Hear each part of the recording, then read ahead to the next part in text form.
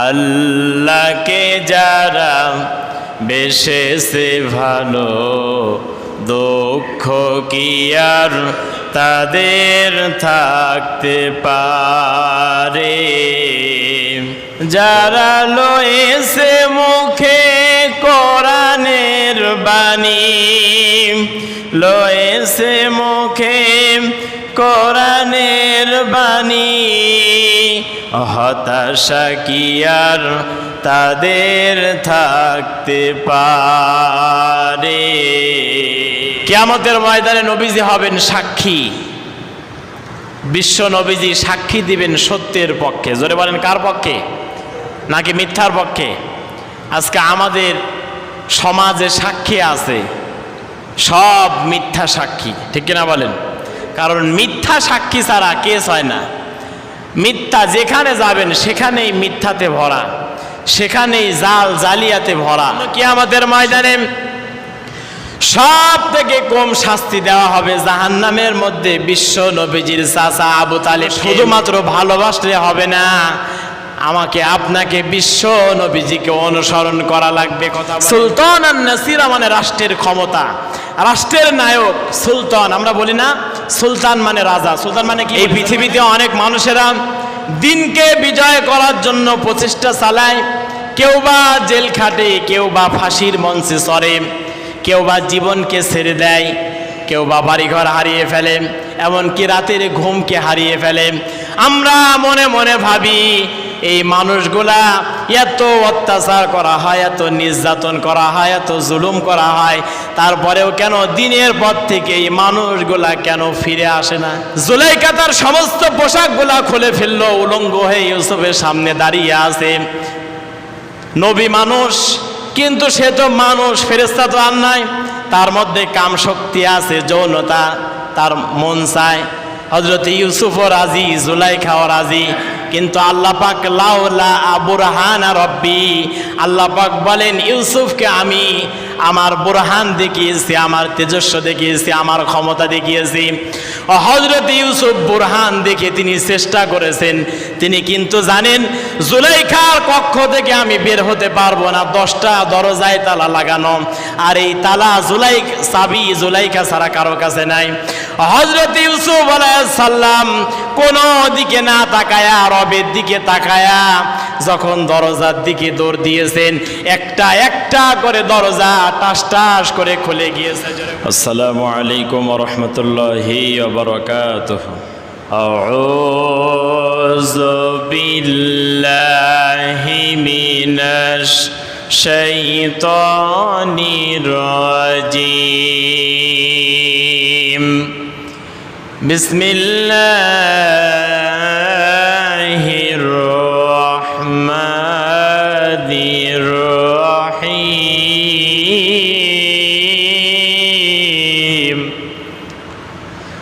ইয়া আইয়ুহান নাবিয়্যু ইন্না আরসালনাকা শাহিদাও ওয়া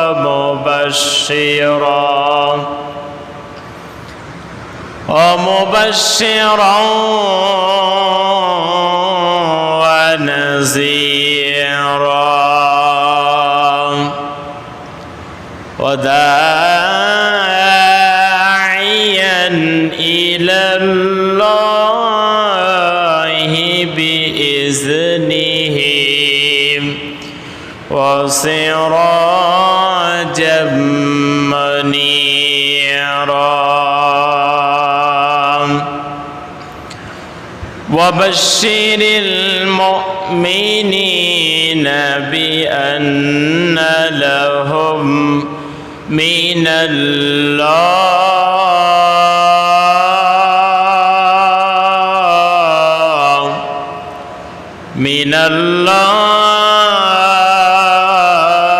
الله فضلا كبيرا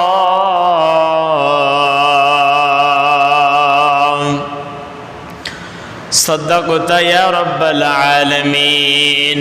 আল্লাহকে যারা বেশেষে ভালো, দুঃখ কি আর তাদের থাকতে পারে,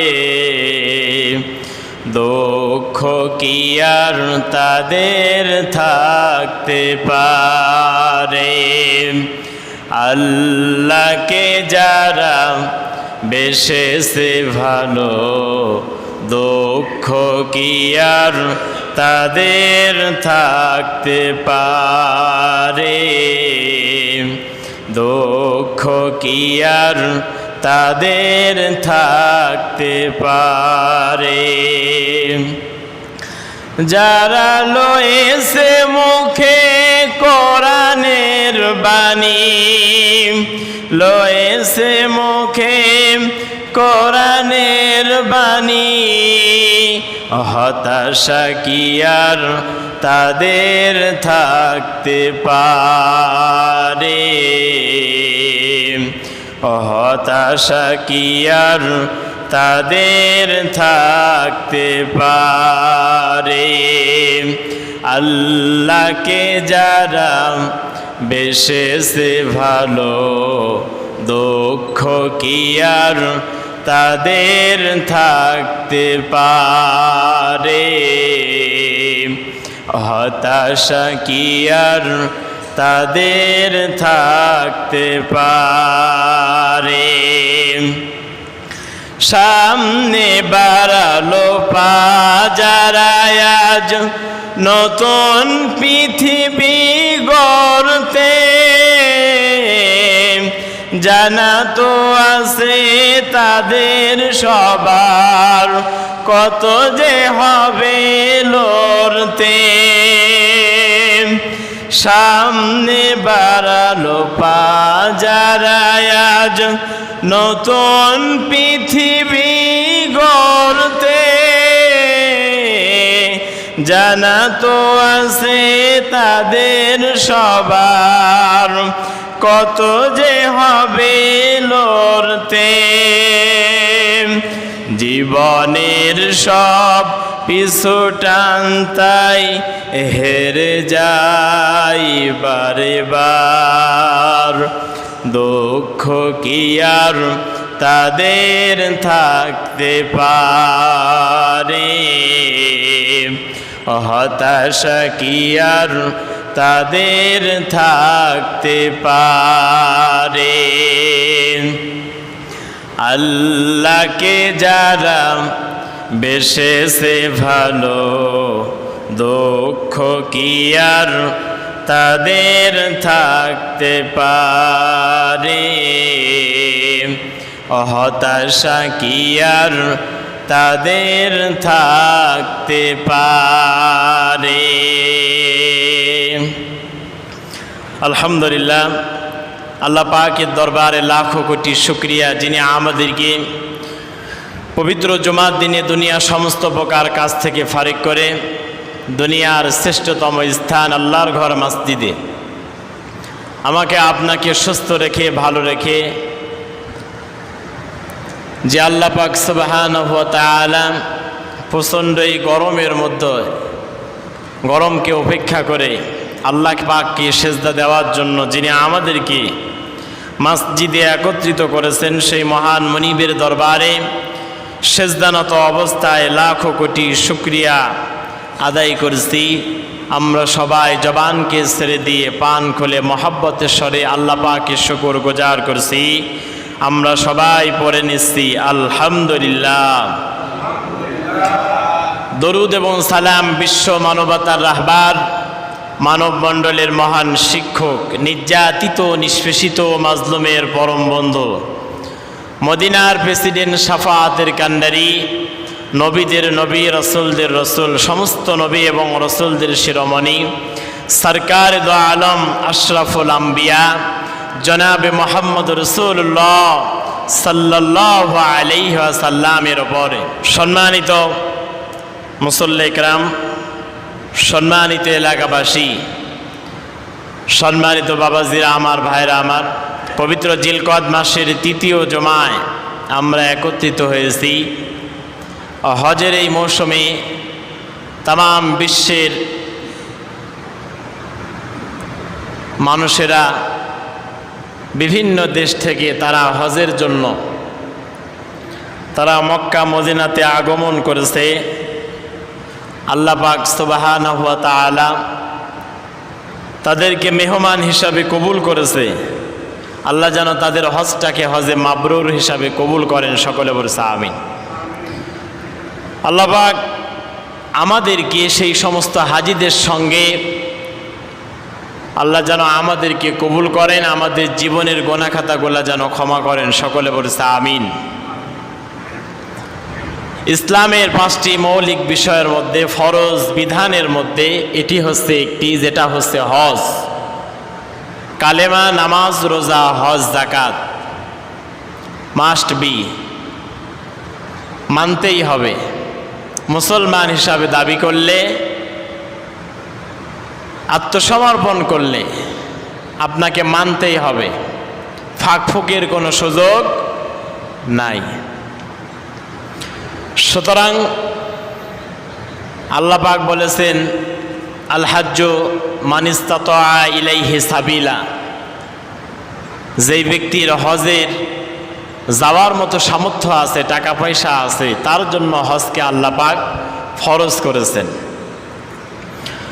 সুতরাং আমাদের যাদের সামর্থ্য আছে আমরা প্রত্যেকেই চেষ্টা করব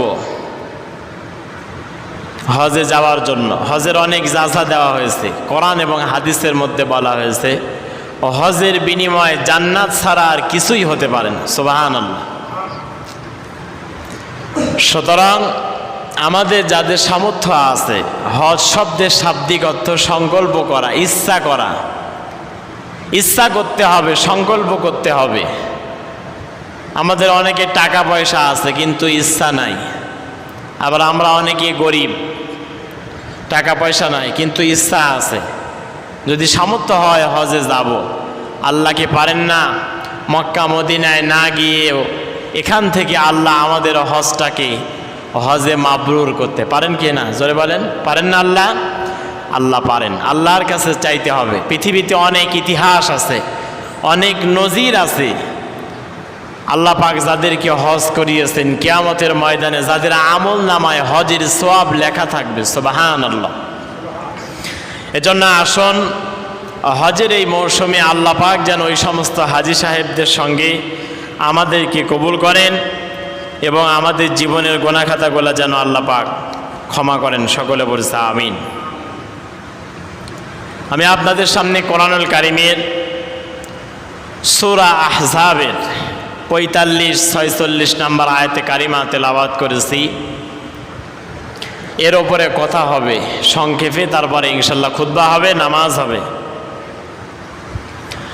আল্লাহ পাক সুবহানাহু ওয়া তাআলা তিনি সূরা আহজাবের মধ্যে বলতেছেন, ইয়া আইয়ুহান নাবিয়্যু ইন্না আরসালনাকা শাহিদাও ওয়া মুবাশশিরাও ওয়া নাযীরা। হে নবী, আমি আপনাকে এই পৃথিবীতে সাক্ষী হিসাবে প্রেরণ করেছি। শাহিদা, সাক্ষী হিসাবে প্রেরণ করেছি। ওয়া মুবাশশিরাও, আমি আপনাকে সুসংবাদ দাতা বানিয়েছি। ওয়া নাযীরা, আমি আপনাকে সতর্ককারী এই পৃথিবীতে বানিয়েছি। ওয়া দাঈয়ান ইলাল্লাহি বিইজনিহি ওয়া সিরাজাম মুনীরা, এবং আমি আল্লাহ পাক আপনাকে আদেশ দিয়েছি এই পৃথিবীর মানুষদেরকে আল্লাহর পথে আহ্বান করার জন্য।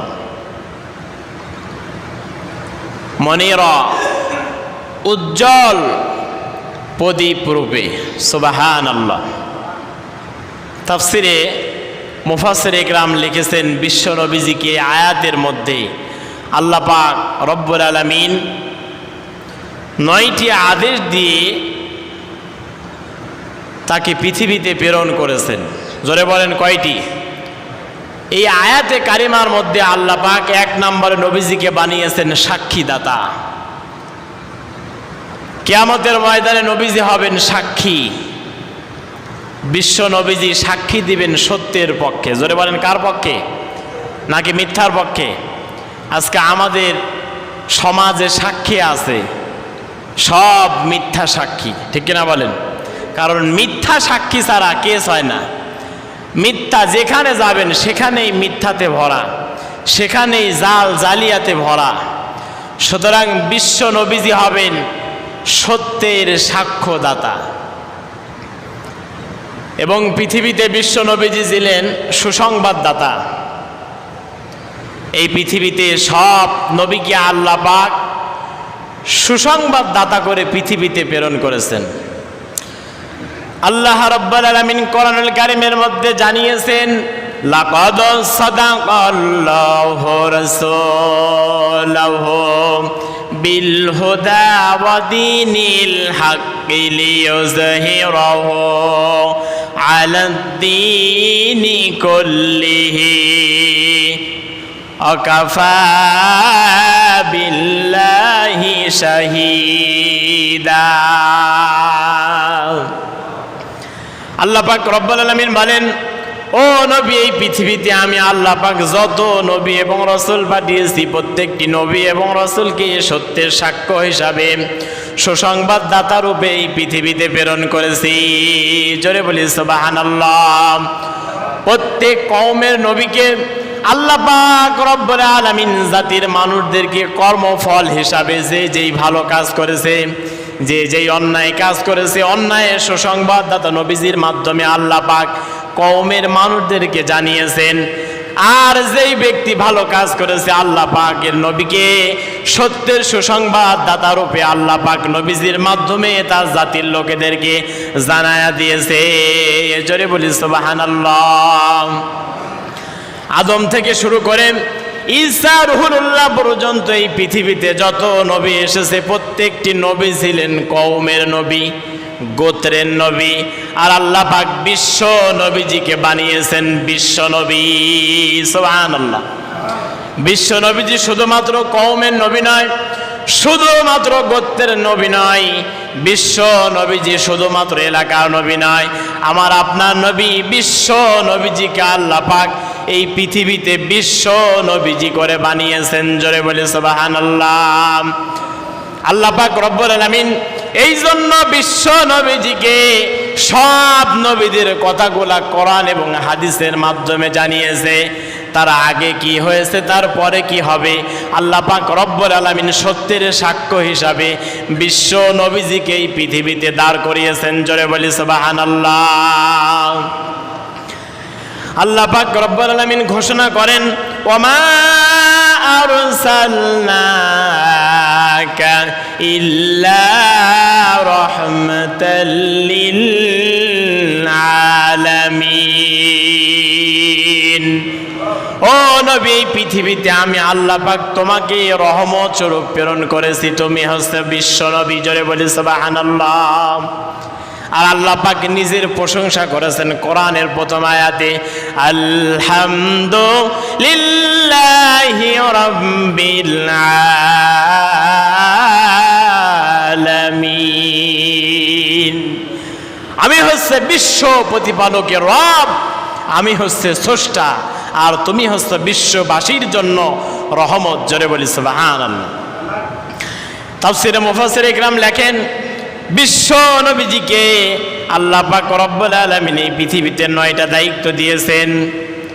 নবীজিকে 9টা দায়িত্ব দিয়ে এই পৃথিবীতে প্রেরণ করেছেন।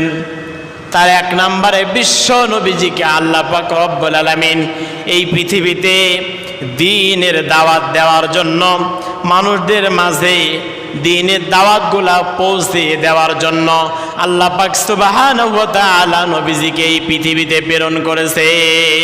সুবহানাল্লাহ।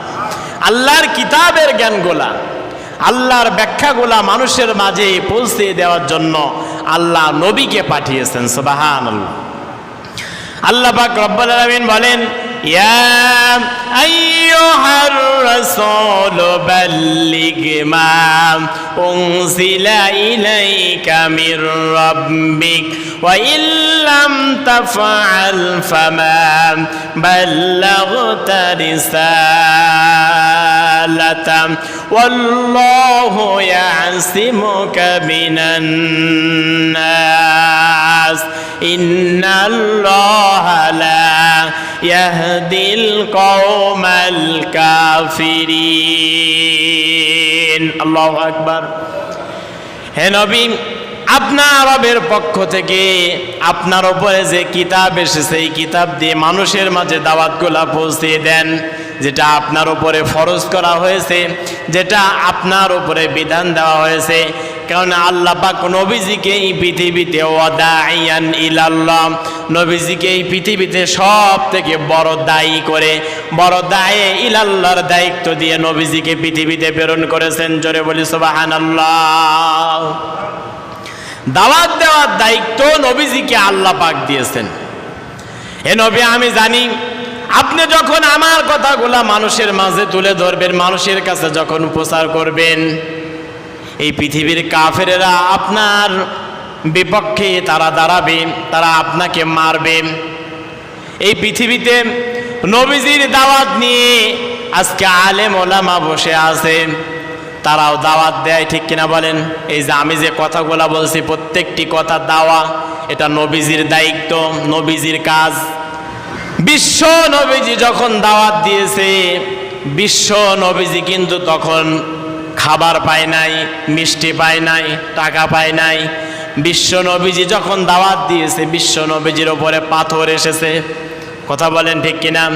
বিশ্ব নবীজি যখন কাফেরদের কাছে কোরআনের কথাগুলা তুলে ধরেছে, কাফেররা বিশ্ব নবীজিকে নির্বংশ বলে গালি দিয়েছে। কাফেররা বিশ্ব নবীজির মাথার হেলমেট পর্যন্ত ভেঙেছে, নবীজিকে নবী পর্যন্ত মানে নাই। এমনকি নিজের জন্মভূমি মক্কা থেকে কাফেররা ষড়যন্ত্র করে নবীজিকে বিতাড়িত করেছে। আল্লাহু আকবার। তারপরেও কি নবীজি দাওয়াত দেওয়া থেকে থেমেছিলেন? তারপরেও নবীজি দাওয়াত দেওয়া থেকে তিনি থেমে যান নাই। কারণ আল্লাহ পাক বলেছেন, হে নবী, আপনি জানি, আমি জানি, আপনি যখন দাওয়াত দিবেন, আল্লাহু ইয়াসিমুকা মিনান নাস, এই মানুষের মাঝে যখন আপনি দাওয়াত দিবেন, এই মানুষেরা আপনার উপরে ষড়যন্ত্র করবে, ওরা আপনাকে মারবে, ওরা আপনাকে মেরে ফেলার ষড়যন্ত্র পর্যন্ত করবে। কিন্তু আপনি তাওয়াক্কুল করবেন কোন দিকে নয়, একমাত্র আল্লাহর দিকে। জোরে বলেন, কার দিকে? একমাত্র আল্লাহর দিকে আপনি তাওয়াক্কুল করবেন। আপনাকে ওরা যত ষড়যন্ত্র করুক না কেন, যতই ওরা কৌশল করুক না কেন, আমি আল্লাহ পাক নিজে হাতে আপনাকে বাঁচাবো। জোরে বলি সুবহানাল্লাহ। এই পৃথিবীতে আল্লাহ পাক দাওয়াত দিতে বলেছেন সর্বপ্রথম নিজের পরিবারকে। জোরে বলেন, কাকে? আল্লাহ পাক সুবহানাহু ওয়া তাআলা তিনি বলেছেন, কু আনফুসাকুম ওয়া আহলিকুম নারাও ওয়াকুদুহান নাস ওয়াল হিজারা। আল্লাহু আকবার। আল্লাহ পাক বলেন, ও নবী, পৃথিবীর মানুষদেরকে দাওয়াত দেওয়ার আগে নিজের পরিবারকে দাওয়াত দেওয়া লাগবে। নবীজি আল্লাহর কথার দিকে ফলো করে সর্বপ্রথম নিজের পরিবারে দাওয়াত দিয়েছেন। বিশ্ব নবীজি আমার নিজের আপন চাচা আবু তালিবকে এত ভালোবেসেছেন, এত মহব্বত করেছেন, যে আবু তালিব নবীজিকে এত ভালোবাসা দিয়েছে, এত মহব্বত করেছে। বিশ্ব নবীজি জন্মের আগে, তার 6 মাস আগে তার আব্বা দুনিয়া থেকে বিদায় নিয়েছে। বিশ্ব নবীজির জন্মের 6 বছর পরে তার মাকে হারিয়ে ফেলেছে। 7 বছর বয়সে তার দাদা আব্দুল মুত্তালিবকে হারিয়ে ফেলেছে। এই দায়িত্ব নিয়ে নিলেন আবু তালিব, বিশ্ব নবীজির চাচা। আবু তালিব বিশ্ব নবীজিকে এত ভালোবাসলেন, এত মহব্বত করলেন, নিজের সন্তান হযরতে জাফর, হযরতে আলীর থেকে বিশ্ব নবীজিকে বেশি ভালোবাসতেন। সব থেকে ভালো ঘরে নবীজিকে থাকতে দিতেন, ভালো খাবার নবীজিকে দিতেন। এমনকি আবু তালেব ব্যবসার কাজে যেই জায়গায় যেতেন, মুহাম্মদকে একা একা রেখে যেতেন না। আবু তালিব মুহাম্মদকে সঙ্গে নিয়ে ব্যবসার কাজে যেতেন। জোরে বলি সুবহানাল্লাহ। হযরতে নবীজি আবু তালিবকে দাওয়াত দিলেন, ও আমার চাচা, আল্লাহর পক্ষ থেকে আমি এসেছি, আল্লাহ পাক আমাকে নবুয়তি দান করেছে, ওয়াদাইয়ান ইলাল্লাহ, এই দায়িত্ব নিয়ে আপনার সামনে আমি হাজির হয়েছি। ও আমার চাচা, আল্লাহ পাক অর্ডার করেছে আপনাকে কালেমা পড়ানোর জন্য, এক আল্লাহ বিশ্বাসী করার জন্য। আবু তালিব বলেন, ওরে ভাতিজা মুহাম্মদ, পৃথিবীতে সব কিছু মেনে নিতে রাজি, তুমি নবী আমি তাও জানি, কারণ সারাটা জীবন 7 বছর বয়স থেকে এতক্ষণ পর্যন্ত 40 বছর বয়সে নবুয়তি পেয়েছ। ওরে আমার ভাতিজা মুহাম্মদ, আমি জানি তুমি নবী, তোমার ভিতরে আমি নবুয়তির সব গুণ দেখেছি, তোমার ভিতরে সত্যবাদিতা দেখেছি, তোমার ভিতরে চরিত্র দেখেছি। ওরে ভাতিজা, কিন্তু আমি তোমার প্রতি ঈমান আনতে পারবো না। আল্লাহু আকবার। আল্লাহ নবীজি বললেন, চাচা কেন পারবেন না? আবু তালিব বললেন, বাপ দাদা যেটা করে না আমি সেটা করতে পারবো না, বাপ দাদা ঈমান আনি না, এজন্য আমিও ঈমান আনতে পারবো না। আজকে আমাদের সমাজে অনেক মানুষ আছে যে বাপ দাদা যা করে না আমরা ওইটা করব কেন? কিন্তু এটা তো দলিল নয়, দলিল হচ্ছে কোরআন এবং হাদিস। কথা বলেন ঠিক কিনা? দলিল তো মক্কা মদিনা নয়, মক্কা মদিনা দলিল নয়, কাবা শরীফ দলিল নয়, দলিল হচ্ছে কোরআন এবং হাদিস। আবু তালিব যখন এই কথা বলেছে, নিজের আপন চাচাকে দাওয়াত দিয়েছে, এত ভালোবেসেছে, এত মহব্বত করেছে।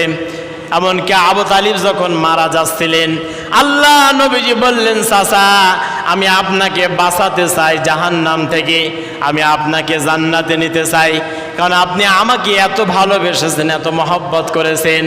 এমনকি মক্কা নগরীতে আপনি যতক্ষণ পর্যন্ত ছিলেন, আমি মুহাম্মাদের গায়ে একটা টুকা পর্যন্ত কেউ দেয় নাই। জোরে বলি আল্লাহু আকবার। ও আমার চাচা, আপনি কালেমা পড়ুন, এই মুহূর্তে আপনার মৃত্যু হয়ে যাবে, মৃত্যু সজ্জায় আপনি আছেন, আপনার পুরা কালেমা বলা লাগবে না, আপনি শুধু বলুন লা ইলাহা ইল্লাল্লাহ। আপনার ভাতিজার নাম আপনার মুখে নেওয়া লাগবে না, মুহাম্মদুর রাসূলুল্লাহ বলা লাগবে না, শুধু বলেন লা ইলাহা ইল্লাল্লাহ। এতটুকু কথা যদি বলতে পারেন, ঈমান নিয়ে যদি মৃত্যুবরণ করতে পারেন, আল্লাহ পাক ঈমানের বিনিময়ে আপনাকে জান্নাত দিবে। জোরে বলি সুবহানাল্লাহ। কিয়ামতের ময়দানে এই ঈমান আনার কারণে আমার চাচা, আমি আপনাকে আল্লাহর সঙ্গে কথা বলে জান্নাতে নিয়ে যাব। সুবহানাল্লাহ। এই জন্য কিয়ামতের ময়দানে সব থেকে কম শাস্তি দেওয়া হবে জাহান্নামের মধ্যে বিশ্ব নবীজির চাচা আবু তালিবকে। কারণ বিশ্ব নবীজি আবু তালিবের সমস্ত শরীরে মাথা থেকে শুরু করে পা পর্যন্ত সমস্ত জায়গায় নবীজির হাতগুলো লাগিয়েছে, নবীজির হাত দিয়ে স্পর্শ করেছে। নবীজির হাত যেই শরীরে লেগেছে সেই শরীর কখনো জাহান্নামের আগুনে পুড়তে পারে না। আল্লাহ পাক রব্বুল আলামিন জাহান্নামের মধ্যে আবু তালিবকে এক জোড়া জাহান্নামের আগুনে জুতা পরাইয়া দেবেন। কারণ বিশ্ব নবীজির হাত আবু তালিবের পায়ের তলায়, পায়ের নিচে লাগায় নাই। এই জন্য এতটুকু জায়গায়, কোনো জায়গায় আবু তালিবের জাহান্নামের আগুনে পড়বে না। আবু তালিবের শুধু জাহান্নামের আগুনে পড়বে পায়ের নিচে, পায়ের তলা, কারণ এই জায়গায় নবীজির হাতের স্পর্শ লাগে নাই। কম শাস্তি দেওয়া হবে আবু তালিবকে। এই জন্য শুধুমাত্র ভালোবাসলে হবে না, আমাকে আপনাকে বিশ্ব নবীজিকে অনুসরণ করা লাগবে। কথা বলেন ঠিক কিনা? কারণ যেই ব্যক্তিরা পৃথিবীতে নবীজিকে ভালোবেসেছে তারাও জান্নাতে যাবে, কিন্তু জাহান্নাম খাটার পরে জাহান্নাম খাটতে হবে, শাস্তি কম পাবে, এমন কথা হাদিসে এসেছে। কিন্তু যারা বিশ্ব নবীজিকে ভালোবেসেছে এবং বিশ্ব নবীজিকে অনুসরণ করেছে, আল্লাহ পাক রব্বুল আলামিন ওই সমস্ত ব্যক্তিদেরকে ডাইরেক্ট জান্নাতে প্রবেশ করায় দিবেন। জোরে বলি সুবহানাল্লাহ। 2 নম্বরে বিশ্ব নবীজিকে আল্লাহ পাক দায়িত্ব দিয়েছেন মানুষকে সতর্ক করার জন্য, জান্নাত জাহান্নামের ভয় দেখানোর জন্য, অন্যায় যেন না করে। 3 নম্বরে মানুষকে আল্লাহর দিকে আহ্বান করার জন্য। 4 নম্বরে উপদেশ দান করার জন্য। 5 নম্বরে মন গড়া কোনো কথা না বলা। নবীজিকে আল্লাহ পাকে দায়িত্ব দিয়েছেন যে মন গড়া কোনো কথা বলা যাবে না, কেউ যেন না বলে। 6 নম্বরে দিন প্রচার করার জন্য বল প্রয়োগ না করা, দিন প্রচার করার জন্য বল প্রয়োগ না করা। বিশ্ব নবীজির হাতে মক্কাতে ক্ষমতা ছিল না, কিন্তু মদিনাতে যাওয়ার পরে নবীজির হাতে ক্ষমতা কিন্তু ছিল। কি ক্ষমতা ছিল না? আল্লাহ পাক রব্বুল আলামিন বলেন, ওয়াকুর রাব্বি আদখিলনি মুদখালা সিদকিয়ু ওয়া আখরিজনি মুখরাজা সিদকিয়ু ওয়াজআলনি মিন লাদুনকা সুলতানান নাসীরা। সুলতানান নাসীরা মানে রাষ্ট্রের ক্ষমতা, রাষ্ট্রের নায়ক। সুলতান আমরা বলি না, সুলতান মানে রাজা। সুলতান মানে কি বলি? জোরে বলেন।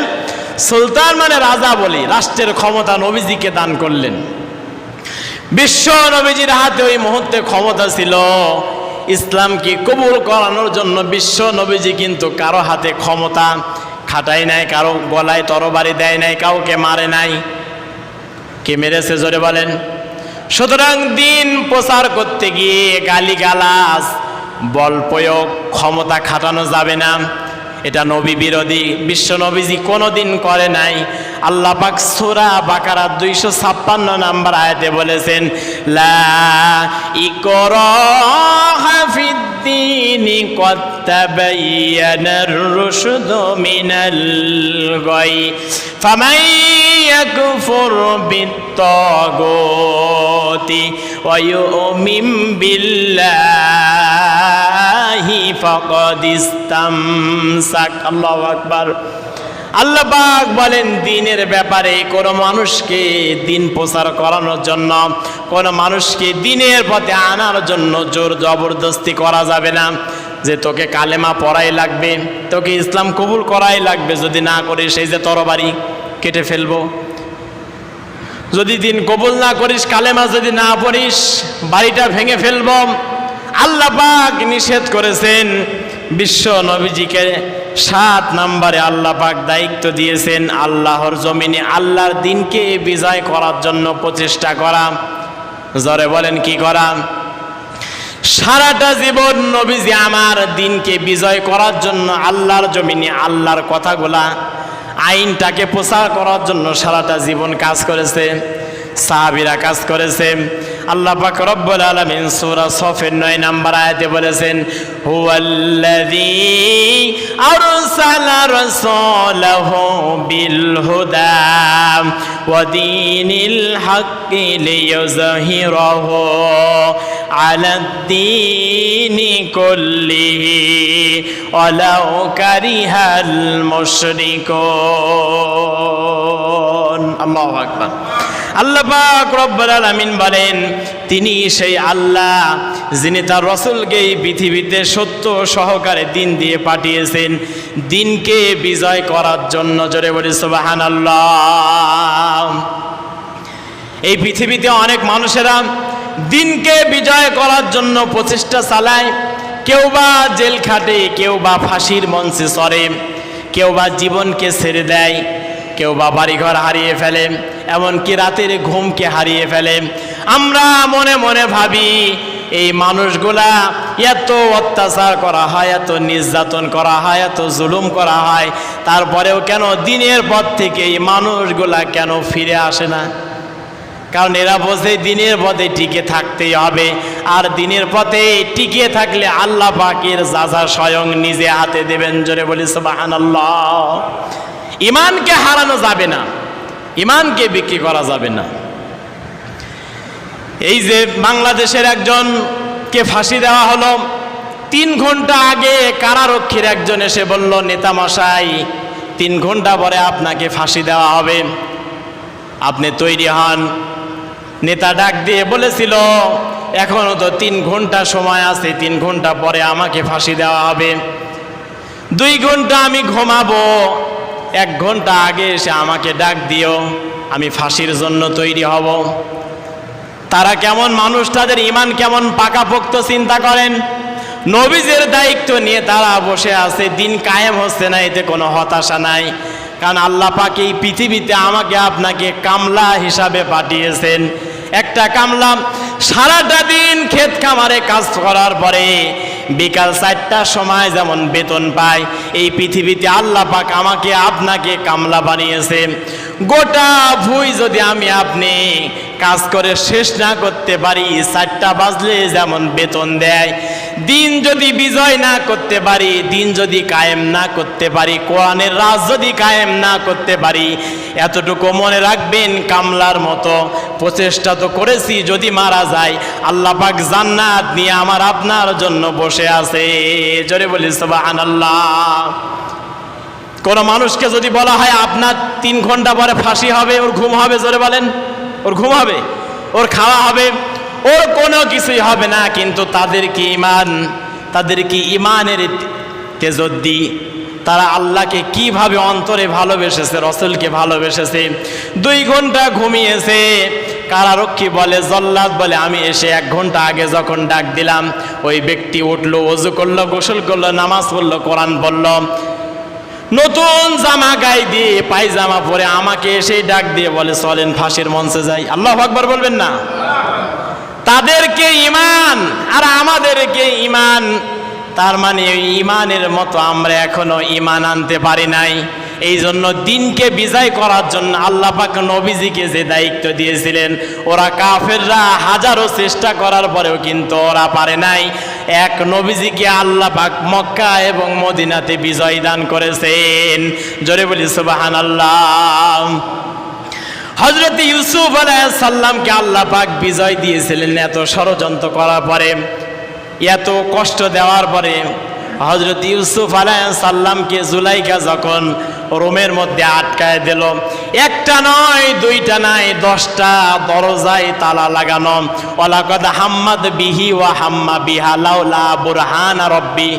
আল্লাহ পাক রব্বুল আলামিন বলেন, জুলাইখা তার সমস্ত পোশাকগুলা খুলে ফেললো, উলঙ্গ হয়ে ইউসুফের সামনে দাঁড়িয়ে আছে। নবী মানুষ, কিন্তু সে তো মানুষ, ফেরেশতা তো আর নাই। তার মধ্যে কাম শক্তি আছে, যৌনতা, তার মন চায়। হযরত ইউসুফও রাজি, জুলাইখাও রাজি, কিন্তু আল্লাহ পাক লাউলা বুরহান রাব্বি, আল্লাহ পাক বলেন ইউসুফকে আমি আমার বুরহান দেখিয়েছি, আমার তেজস্ব দেখিয়েছি, আমার ক্ষমতা দেখিয়েছি। হযরত ইউসুফ বুরহান দেখে তিনি চেষ্টা করেছেন, তিনি কিন্তু জানেন জুলাইখার কক্ষ থেকে আমি বের হতে পারবো না, 10টা দরজায় তালা লাগানো, আর এই তালা চাবি জুলাইখা ছাড়া কারো কাছে নাই। হযরত ইউসুফ আলাইহিস সালাম কোন দিকে না তাকায়া, রবের দিকে তাকায়া যখন দরজার দিকে দৌড় দিয়েছেন, একটা একটা করে দরজা টাস টাস করে খুলে গিয়েছে। জোরে বলি সুবহানাল্লাহ। সুতরাং আমার আপনার আল্লাহর প্রতি ভালোবাসা, আল্লাহর প্রতি মোহাব্বত, ঈমান ইউসুফ আলাইহিস সালামের মতো থাকতে হবে। তাহলে যত জায়গায় আমি আপনি ঠেকে যাব, সব জায়গা থেকে বাঁচায় দেবেন কে? জোরে বলেন, আল্লাহ পাক বাঁচায় দেবে। আল্লাহর বুরহান নামবে, আল্লাহর বুরহান আমার আপনার প্রতি আসবে। আল্লাহ পাক সুবহানাহু ওয়া তাআলা তিনি আমাদেরকে তৌফিক দান করেন, সকলে বলছে আমিন। আল্লাহ পাক নবীজিকে এই পৃথিবীতে মানব জাতির মুক্তির দিশা দেখানোর জন্য আল্লাহ পাক এই পৃথিবীতে তাকে প্রেরণ করেছে। 9 নম্বরে গোটা মানবতার কল্যাণ সাধনার জন্য আল্লাহ পাক নবীজিকে এই পৃথিবীতে প্রেরণ করেছেন। এজন্য আসুন নবীজি যে উদ্দেশ্যে এই পৃথিবীতে এসেছিলেন, ওই উদ্দেশ্যগুলো আমরাও সাফল্যমণ্ডিত করি। আল্লাহ পাক সুবহানাহু ওয়া তাআলা তিনি আমাদেরকে তৌফিক দান করেন, সকলে বলছে আমিন। আল্লাহ পাক আমাদের জীবনের সমস্ত গুনাহ খাতাগুলো ক্ষমা করেন, সকলে বলছে আমিন। আল্লাহ পাক রব্বুল আলামিন তিনি আমাদেরকে কবুল এবং মঞ্জুর করেন, সকলে বলছে আমিন। যেই কথাগুলো শুনেছি এবং বলেছি আল্লাহ পাক আমাদের প্রত্যেককে আমল করার তৌফিক দান করেন, সকলে বলছে আমিন। হযরত ইউসুফ আলাইহিস সালামের মতো চরিত্র নিয়ে, বিশ্ব নবীজির মতো চরিত্র নিয়ে পৃথিবীতে টিকতে পারি। আল্লাহ পাক রব্বুল আলামিন তিনি আমাদেরকে তৌফিক দান করেন, সকলে বলছে আমিন।